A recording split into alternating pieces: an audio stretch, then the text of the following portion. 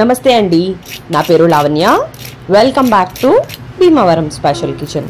ఈరోజు నేను మీకు ఇన్స్టెంట్గా చేసుకునే గారెలు లేదా వడల్ని ఎలా తయారు చేసుకోవాలో చూపిస్తున్నానండి.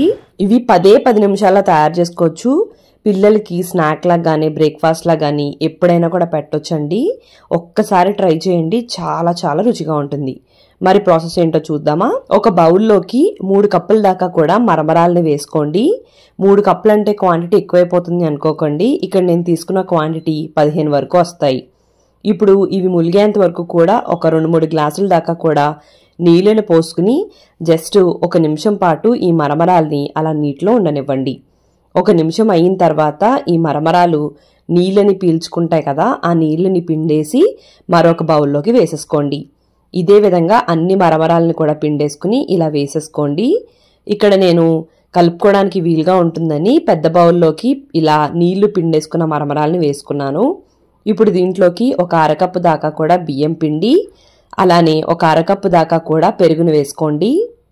ఇక్కడ నేను వాడిన బియ్యం పిండి పొడి బియ్యం పిండి. ఇప్పుడు దీంట్లోకి 1 టీ స్పూన్ అంత ఉప్పు, అలానే ఒక 2 అంగుళాల అల్లాన్ని ఇలా తురుముగాని చిన్నగా ముక్కలుగా కట్ చేసుకుని వేసుకోండి. అలానే 2 పచ్చిమిరపకాయ ముక్కలు, 3 రెమ్మల కరివేపాకుల్ని ఇలా చిన్నగా కట్ చేసుకుని వేసుకోండి. అలానే కొద్దిగా కొత్తిమీరని కూడా ఇలా చిన్నగా కట్ చేసుకుని వేసుకుని ఇప్పుడు ఇవన్నీ కూడా కలిసేలాగా బాగా కలిపేసుకోండి. మరమరాలు సరిగ్గా పిండకపోతే నీళ్లు ఉండిపోయి లూజ్ అయిపోతుంది కాబట్టి పెరుగు మీకు డౌట్గా ఉంటే గనక అరకప్పు ఫుల్గా వేయకుండా కొద్దిగా పక్కకు పెట్టుకుని చూసుకుని వేసుకోండి. నేనైతే ఒకేసారి వేసేసుకున్నాను. ఇప్పుడు మరమరాల్ని నలుపుతూ ఈ విధంగా కలుపుకోండి, ఇలా ఉండలాగా. ఇది బాగా పల్చగా ఉండకూడదండి, కొంచెం గట్టిగానే ఉండాలి. నార్మల్ గారెల పిండి కన్నా కొద్దిగా గట్టిగానే ఉండాలి. ఈ విధంగా ఉన్నదాన్ని కొద్దిగా బాల్స్ లాగా చేసుకుని ఆ తర్వాత గారెల్లాగా ఒత్తేసుకుని మధ్యలో చిల్లు పెట్టుకోండి.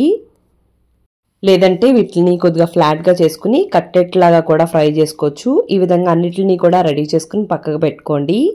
ఆ తర్వాత స్టవ్ని ఆన్ చేసుకుని కడాయిని పెట్టుకుని డీప్ ఫ్రైకి సరిపడా ఆయిల్ పోసుకుని మీడియం టు హై ఫ్లేమ్ మీద హీట్ చేసుకోండి. ఆయిల్ వేడెక్కిందో లేదో చూడడం కోసం కొద్దిగా వేస్తే ఇలా చక్కగా పైకి తేలి ఇది కుక్ అవ్వడం స్టార్ట్ అయితే గనక నూనె వేడెక్కిపోయినట్టు.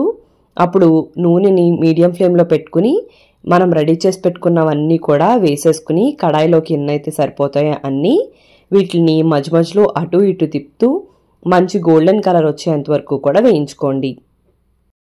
ఈ విధంగా కలర్ వచ్చి నొరక తగ్గిపోయిన తర్వాత వీటిని జాగ్రత్తగా ఒక స్ట్రైనర్ సహాయంతో తీసేసుకోండి. చూసారు కదండి ఎంత మంచి కలర్ వచ్చాయో. ఇవి బయట క్రిస్పీగా లోపల మెత్తగా గొల్లగా చాలా బాగుంటాయండి. పిల్లలకైతే చాలా నచ్చుతుంది. ఇన్స్టెంట్గా అప్పటికప్పుడు చేసుకోవచ్చు అనమాట. ఇదే విధంగా మిగతా వాటిలన్నిటిని కూడా ఇలానే ఫ్రై చేసేసుకోండి. మరి మీకు ఈ వీడియో నచ్చినట్టయితే లైక్ చేయండి, కామెంట్ చేయండి, మీ ఫ్రెండ్స్కి రిలేటివ్స్కి అందరికీ షేర్ చేయండి. మీరు నా ఛానల్ని ఫస్ట్ టైం చూస్తున్నట్టయితే సబ్స్క్రైబ్ చేసి పక్కనే ఉన్న బెల్లో ఆల్ అని ప్రెస్ చేస్తే నేను ఏ వీడియో పెట్టినా మీకు నోటిఫికేషన్ వచ్చేస్తుంది. థ్యాంక్ యూ అండి. మరి మళ్ళీ వీడియోలోకి వెళ్దాం.